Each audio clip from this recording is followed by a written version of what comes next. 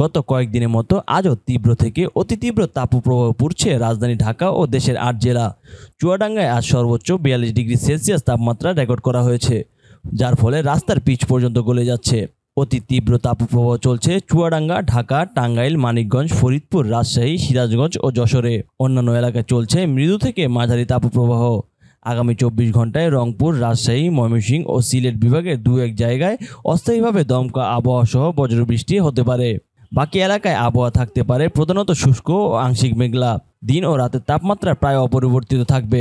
১২ মে দেশের কিছু কিছু এলাকায় দমকা আবহাওয়া, বজ্রবৃষ্টি ও দিনের তাপমাত্রা ১ থেকে ৩ ডিগ্রি সেলসিয়াস হ্রাস পেতে পারে। ১৩ মে সিলেট সহ কয়েকটি বিভাগে দমকা আবহাওয়া সহ বৃষ্টি, দিন ও রাতের তাপমাত্রা সামান্য কমতে পারে। ১৪ ও ১৫ মে দেশের উত্তর ও মধ্যাঞ্চলে কিছু কিছু এলাকায় দমকা আবহাওয়া সহ বজ্রবৃষ্টির সম্ভাবনা।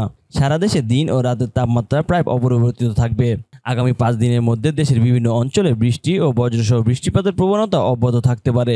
চলমান তীব্র তাপপ্রবাহের মধ্যে সবার উচিত প্রয়োজন ছাড়া ঘরের বাইরে না যাওয়া, বেশি বেশি পানি পান করা ও সান প্রোটেকশন ব্যবহার করার পরামর্শ দিয়েছেন আবহাওয়া অফিস।